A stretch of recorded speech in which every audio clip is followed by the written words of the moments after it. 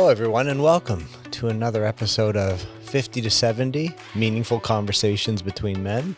My name is Darius and I'm here with my co-host, Peter Cowan. Peter, how are you today? I'm doing great. Such a joy to be here with you again for another episode and to share a meaningful conversation. This one I'm approaching with a little bit of trepidation, but one that needs to be shared with our audience. Yeah, one that I think requires both of us to be vulnerable and share our experiences, because for me personally, it's been a great source of learning, a great source of professional development, but there's also been inherent challenges associated with that. Yeah, and it's such a reminder of life and life's challenges. So it's consistent with, as we keep encouraging our audience, just keep learning, just keep growing, just keep evolving, recognize that change is not a bad thing.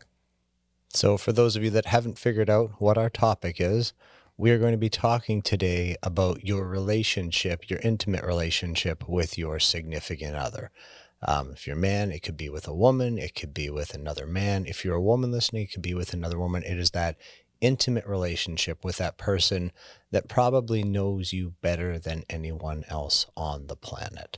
And obviously that comes with a ton of benefits, emotional, spiritual, mental, logistical, physical, but it doesn't come without challenges that are inherent with having that level of intimacy and trust and vulnerability with somebody.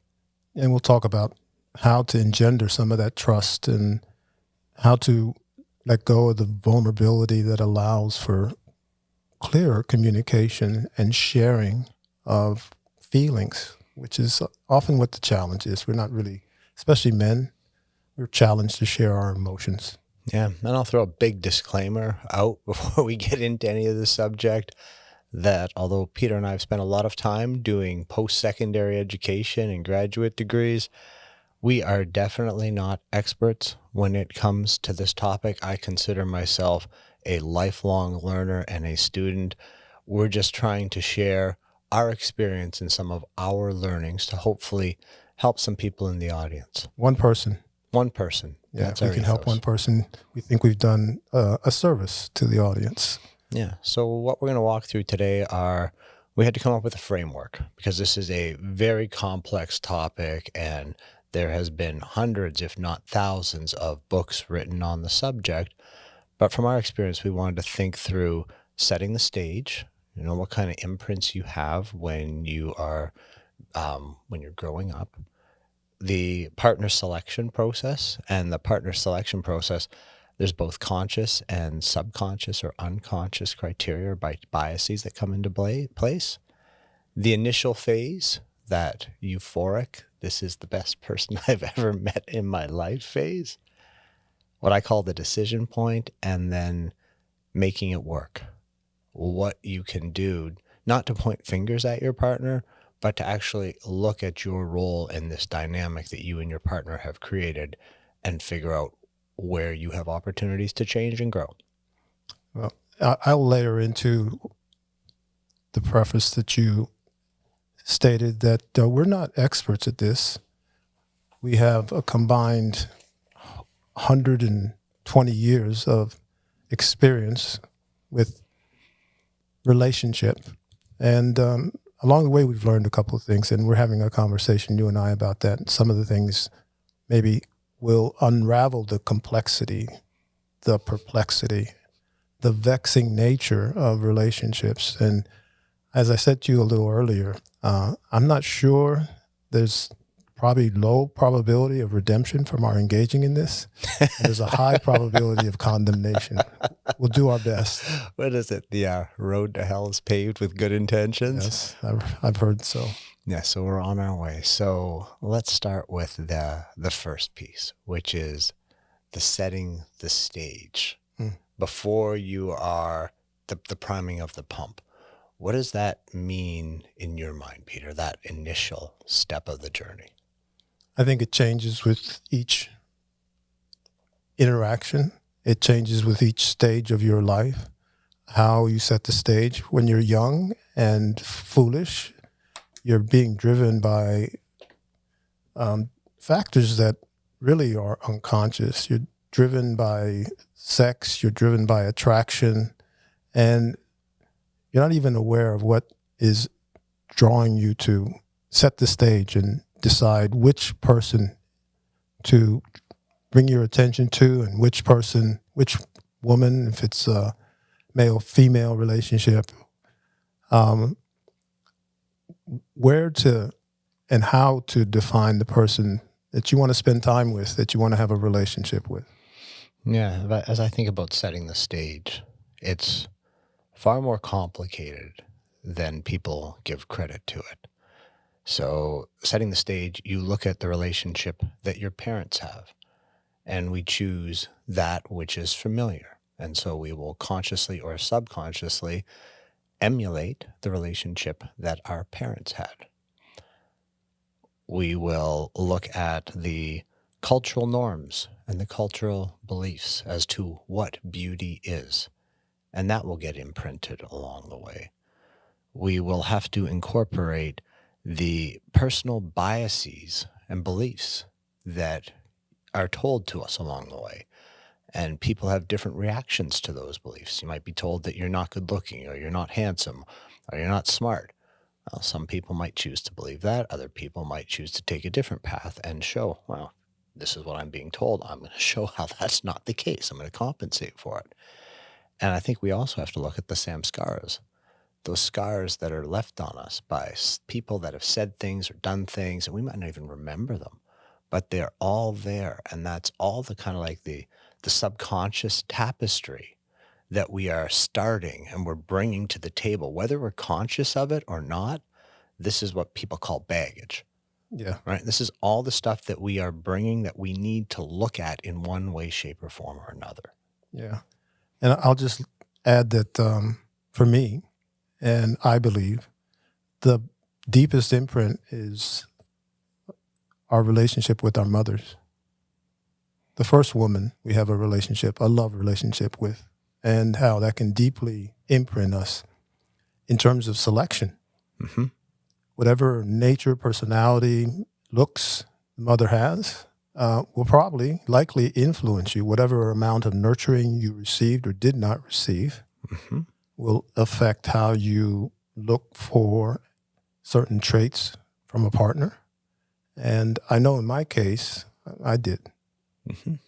Yeah, I would say I'd say you're right with the majority of the male population. Then there's a minority that's like me that chooses partners that are more like their Father. fathers, right? Because again, it's comfortable, it's familiar, it's there. But that parental relationship and recreating those dynamics, it's something, unless we're very conscious of, we're going to walk down that path and do again and again. And when you say do again and again, do what again and again? Repeat what our parents did. Yes. Yeah. And not even be aware that we're repeating patterns and that there could be a different choice. And I think of a house full of drama, right? A house full of a lot of yelling. Well, unless we consciously choose to make a difference, we're just going to recreate that pattern. Yes. Yeah. And one other thing, the being conscious is not only conscious of what proactive actions you can take, but being conscious of your unconscious behaviors that resulted from your experience with your parents. Absolutely. Because that culmination, yeah, the culmination of the experiences we have is what makes us who we are today. Exactly. And if we're aware of what it is we are dealing with, or we are aware of who we are, we know ourselves better, we are able to understand our selections and make different selections if we choose. Or, the definition of insanity is doing the same thing, expecting a different result, right? I look at people that are on their third, fourth, fifth marriages. I don't know what has happened because I obviously haven't been married 3, 4, or 5 times.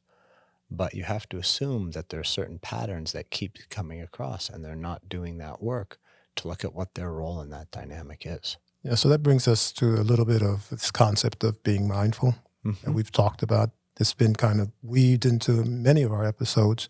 But if you're not aware of how you're unconsciously affected by the behaviors of your parents, whether they had an addiction problem or whether they had a difficult, lots of drama within the house, if you're not aware of that, and you may not even notice your adaptation of those behaviors. And so this concept of being mindful, this concept of paying attention, and then noticing when you're engaging in behaviors that have nothing to do with the present, nothing to do with this person who you're trying to have a relationship with. Mm-hmm. You're reliving, or I should say, regurgitating the pain of the past. Yeah, creating it in the future. So let's talk about partner selection. We've talked about you have this backdrop that's set that most people aren't aware of. Gosh knows I wasn't of until recently. Then we get into partner selection. And I think partner selection is driven both consciously and subconsciously to the point that you just raised. I knew for myself I had very simple conscious selection criteria. I wanted them physically attractive.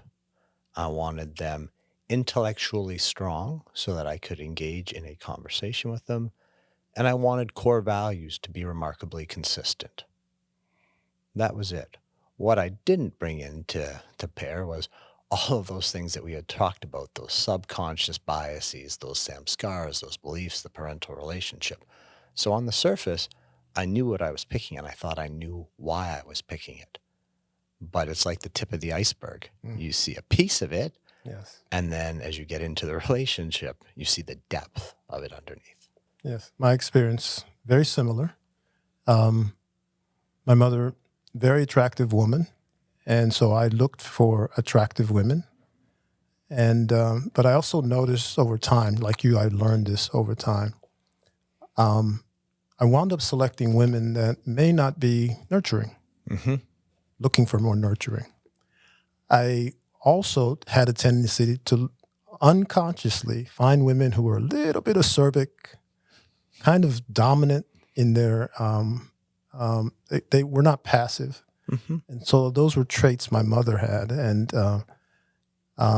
it wasn't always the same. I mean, my first marriage, I was 17. And I think it was different from later where these embedded imprints started to manifest a little bit more strongly as I felt stronger in relationships. Yeah. And so, I was married. I've been married now for over 38 years to a wonderful woman, Jerry. And I was married for about 9 or 10 years to another wonderful woman, amazing woman, Ethel, when I was 17. And I come to really appreciate how wonderful they are over time. In the midst, in the moment, in the present, I'm not so sure I was as appreciative. That's very eloquently said. Very eloquently said. As I think about the selection process and engaging in that dynamic, engaging in that relationship, the initial phase of the relationship is euphoric. There's no other way to say it. You meet somebody, you're finishing off each other's sentences, you're thinking about them all the time, there's physical chemistry, and I have two pieces of advice for anyone who is currently in that state right now. One, stay in it for as long as you possibly can, because once it's gone, it takes a shit ton of effort to get back. I'm going to talk more about that a little bit later on. And then the second thing, don't do anything rash while you're in this stage. And what I mean by that is 3 months after meeting someone, don't say, hey, let's go get married, because it might work out. And if you've done this and it's worked out for you, fantastic. More often than not, the person you meet in the first 3 months is the best version, because you're also presenting the best version of yourself. And it's only over time that the true version comes out. And that's where you get to see the person and see if you really want to spend time with them. You have something personal to relate to that? No, I never got married after meeting somebody for 2 weeks. I never even thought about it. Any friends or anybody you know? No. No, you?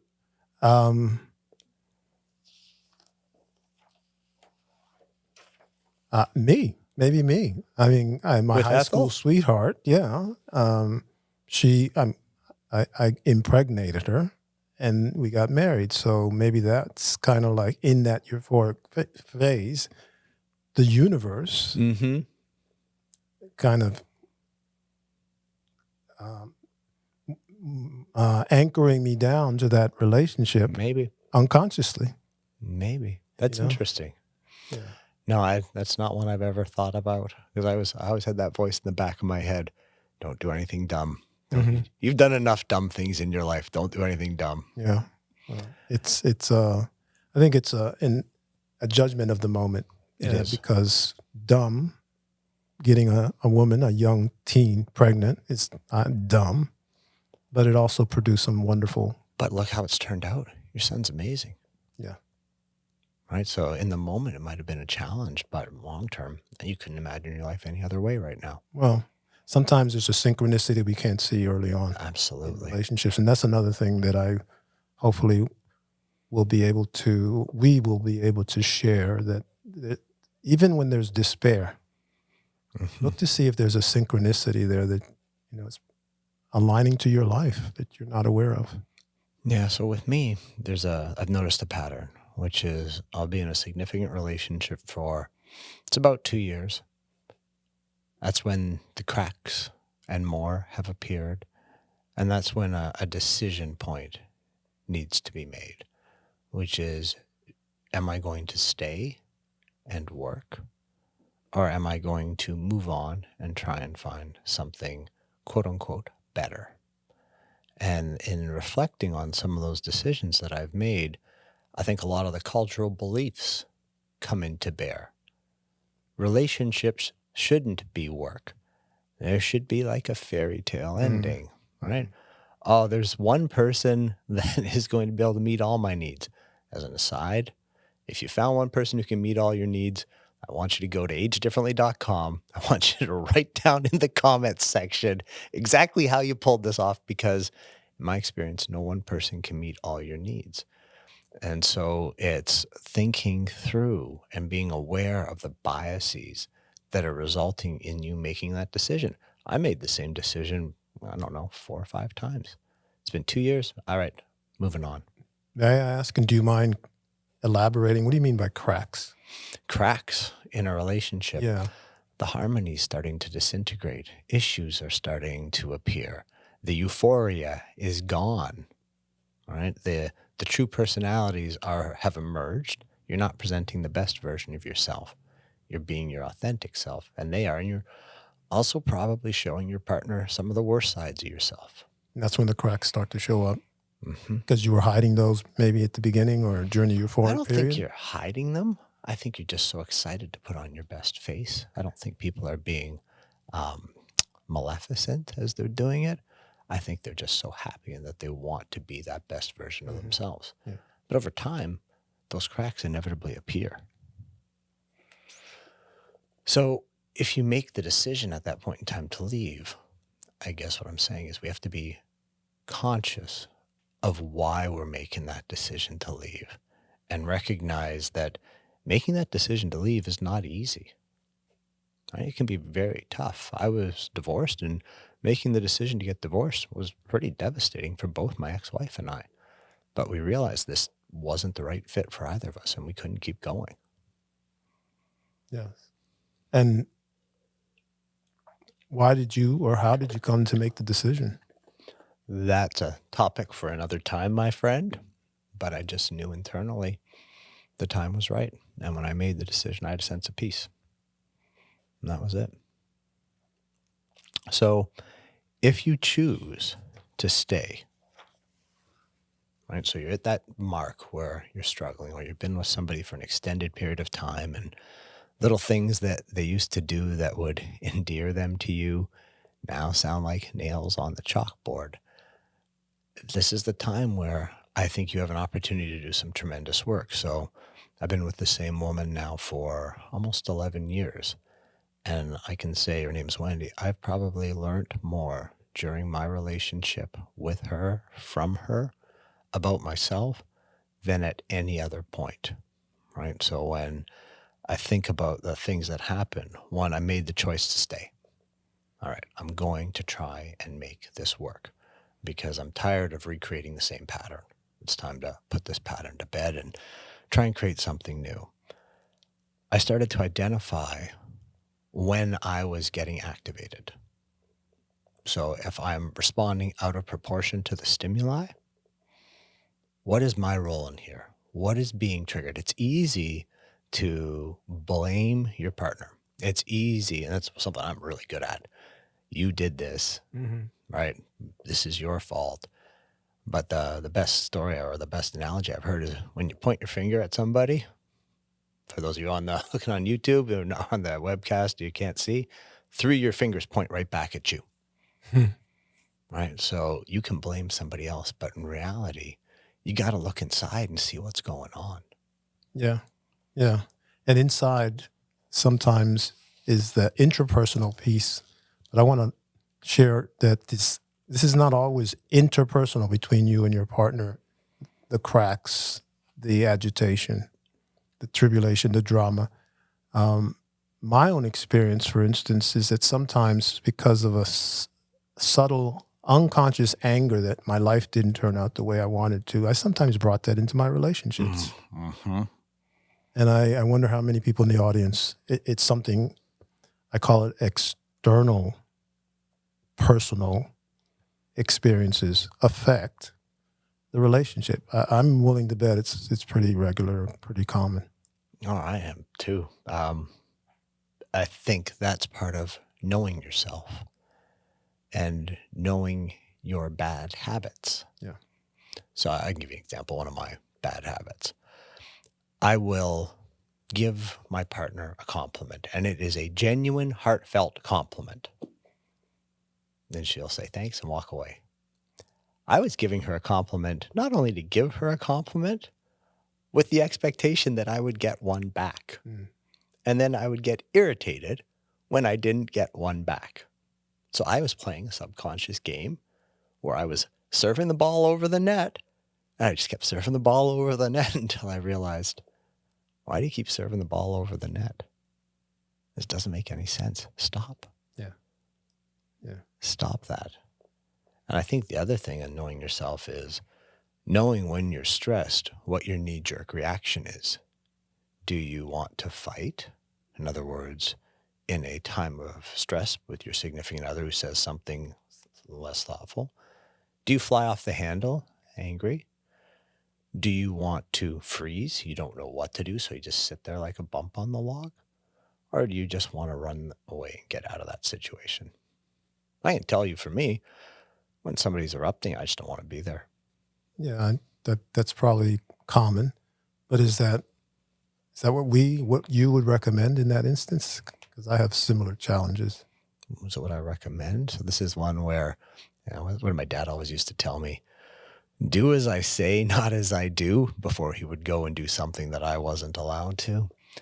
What I try and do now is be mindful. I try and be thoughtful of what I'm feeling. I try and feel the body. I try and understand why I'm being triggered. And then I try and breathe through it so I can respond and stay in the moment and stay present and have the dialogue. Does it always work? No. Yeah. Clearly a work in progress. Yeah. And she's got the patience. I will tell you one thing about Wendy. She's got the patience of a saint. And when she chooses, she can read me like a book. Yeah. Which I'm grateful for. Yeah, and that's why you've been in the relationship. 11 years. 11 years. I think the other thing that we're getting at here is you have to be vulnerable with your partner. Yes. Yes. Jerry will tell you I'm not. Mm-hmm. Jerry will tell you I hold things in. I don't share how I feel a lot. And I think there's a different generational difference, maybe a bit. I think I'm sharing a lot because I was conditioned, trained, grew up where men didn't display, share, had to be dominant. And so I think, retain a lot of that at this stage in my life, in my interactions with my wife. But I believe that I've gotten exponentially better at displaying, sharing my vulnerability. Mm-hmm. And I'll share with the audience, I'll share with you, Darius, I don't know if I have. That's in large part to having daughters. You have a relationship with daughters. It's a female relationship. It's a different kind of love relationship. but you're trying to help them grow into strong people, strong humans, and so you want them to be able to understand vulnerability allows Mhm. you to get stronger. It does. It does make you stronger. And for those that haven't listened to our episode on male relationships, why you need them, please go back, take a listen to that one if it's of interest to you. We spent the whole podcast talking about the importance of male relationship and how vulnerability really is one of those key tenets of creating a healthy male Yes. relationship. Yeah. I think of other things to do, and this is one that I used to be horrible at and I've gotten better, which is when you mess up or you've hurt their feelings, say sorry. And like the Canadian accent that came out, even I heard at that time. Sorry. Sorry, eh? Um, don't say, Peter, I'm sorry I hurt your feelings, but you were such a gigantic pain in my. The minute you put the word but, everything before it is gone. It's discounted. It doesn't matter. I'm sorry, period. I hurt you and I didn't want to do that, period. No, but you didn't clean the dishes and you didn't do this and you did this. No, because that just turns into a fight. So when you know, and we all know when we made a mistake. Yeah. And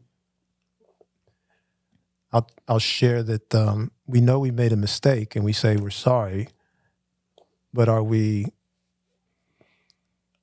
sorry just not for what we did, but maybe consider that we caused pain, discomfort to the person we love, care for.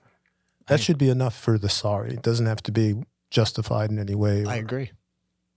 I agree. If you've hurt the person you're with, I'm sorry. Yeah.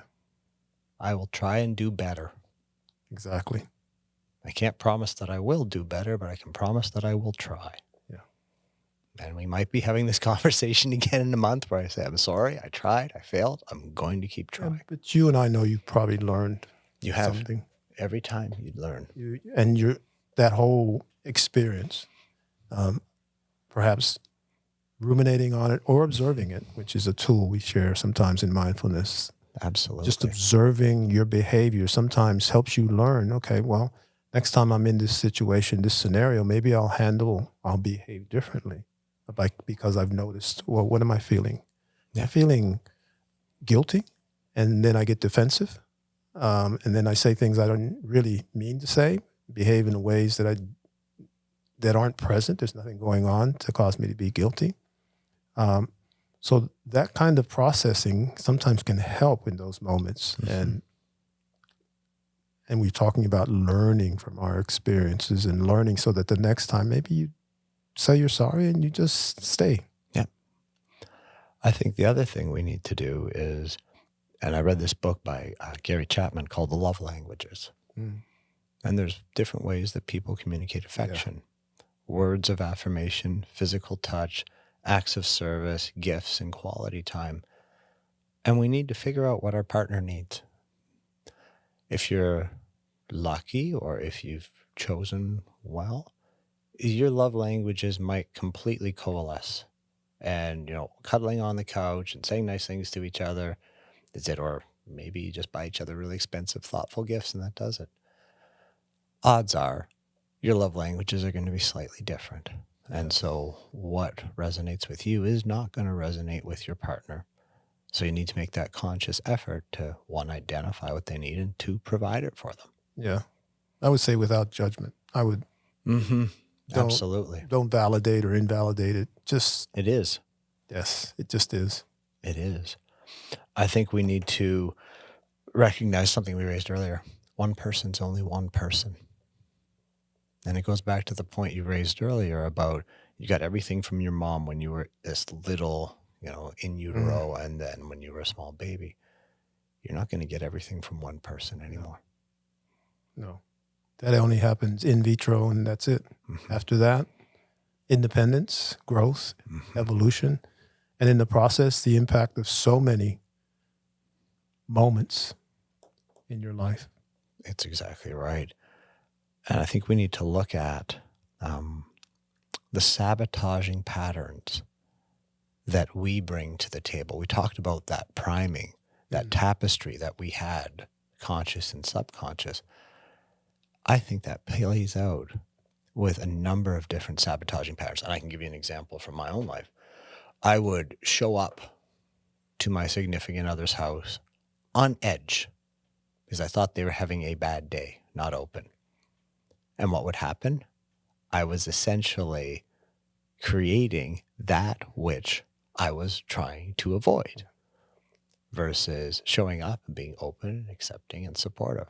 Sabotaging pattern that I had that I was playing out over and over again, thinking that that was the way to be safe.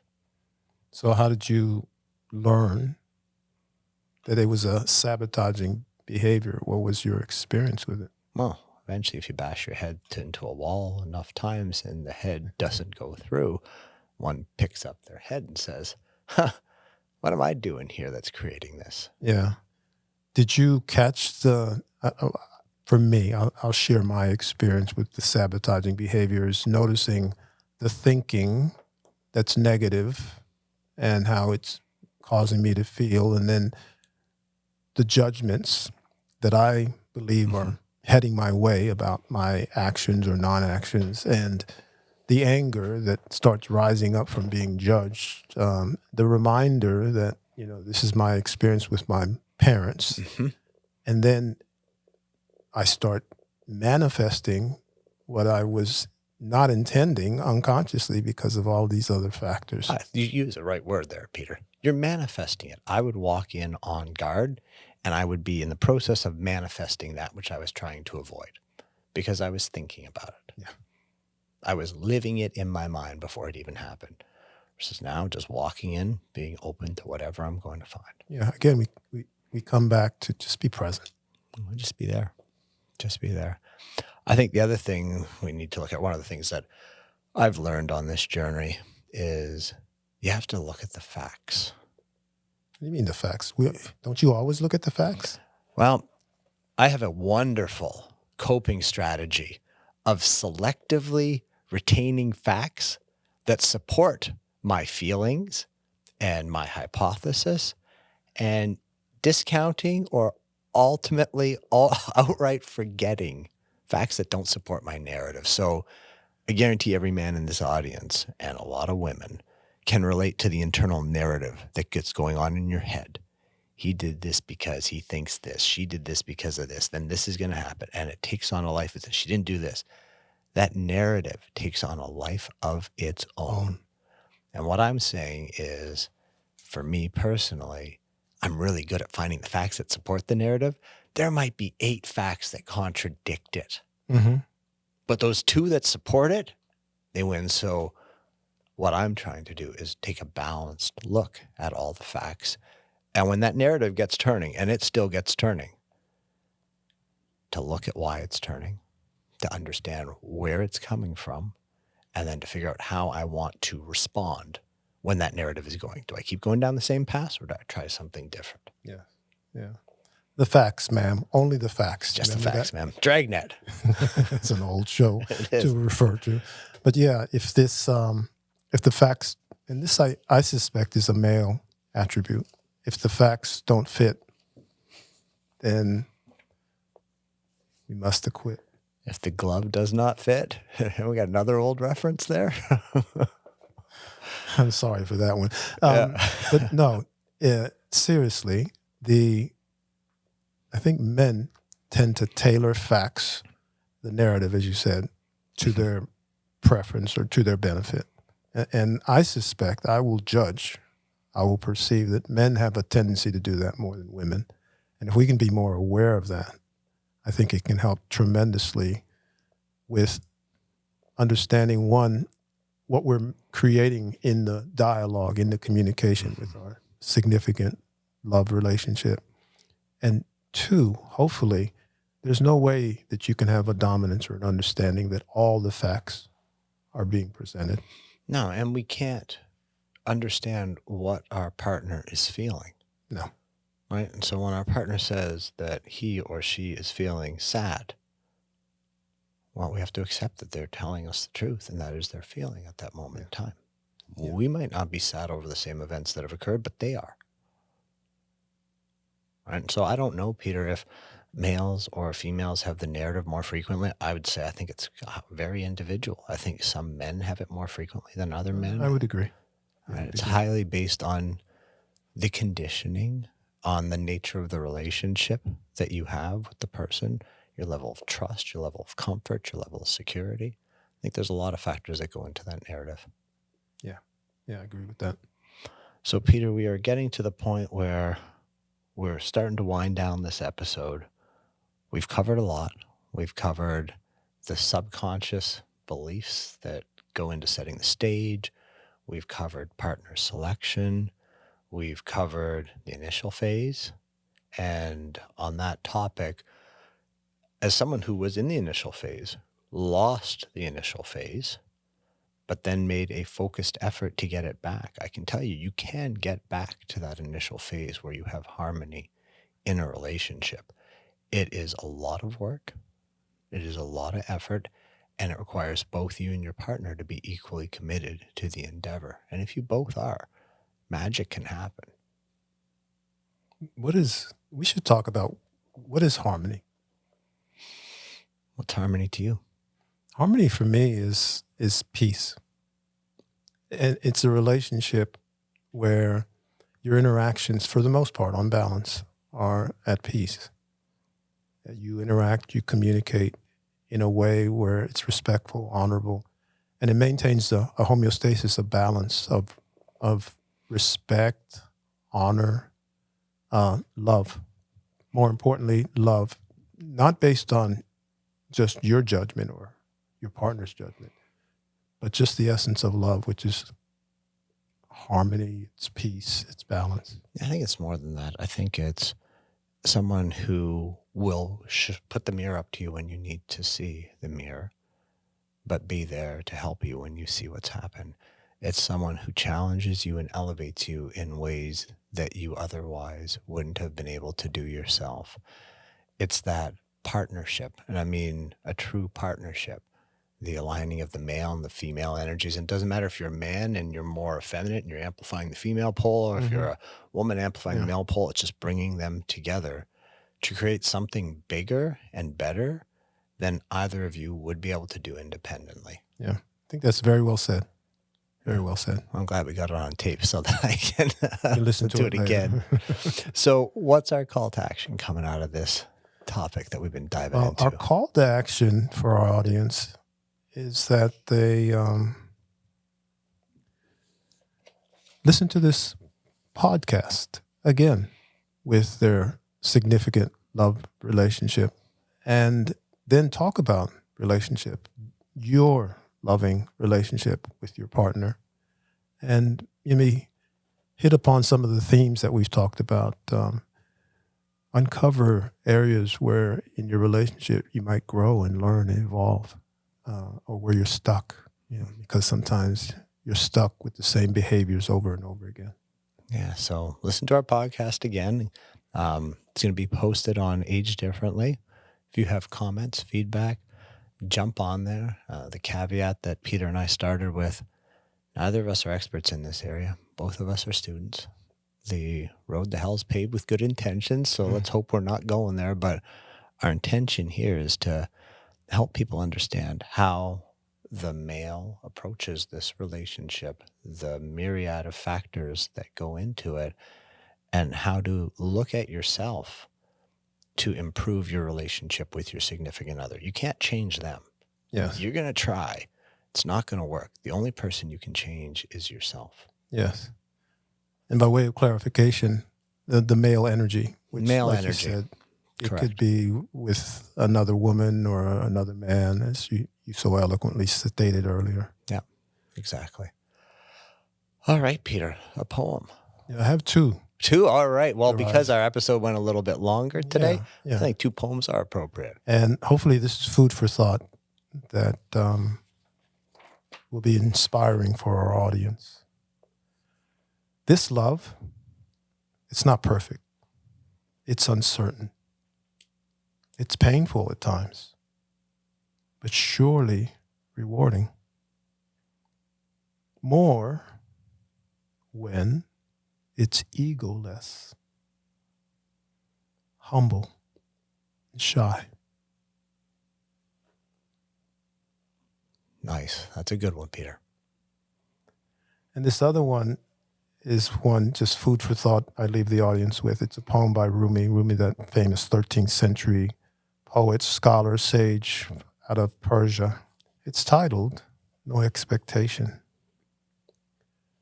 A spirit that lives in this world and does not wear the shirt of love, such an existence is a deep disgrace. Be foolishly in love, because love is all there is. There's no way into presence, being present, coming into existence, except through a love exchange. If someone asks, but what is love? Answer, dissolving the will. True freedom comes to those who have escaped the questions of free will and fate. Love is an emperor, and the two worlds play across him. He barely notices their tumbling game. Love and a lover live in eternity. Other desires are just substitutes to that way of being.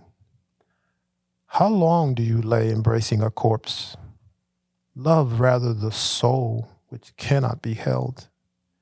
Anything born in spring dies in the fall, but love is not seasonal. With wine pressed from grapes, expect a hangover, but this love path has no expectations. You are uneasy riding the body. Dismount, travel lighter, wings will be given. Be clear like a mirror reflecting nothing. Be clean of pictures and the worry that comes with images. Gaze into what is not ashamed or afraid of any truth. Contain all human faces in your own without judgment of them. Be pure emptiness. What is inside? What is inside that, you ask? Silence. Silence is all I can say.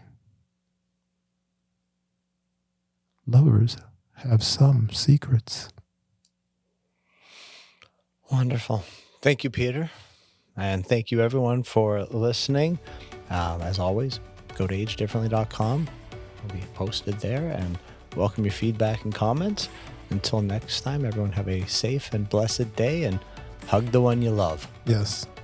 Thanks for joining us. Be well.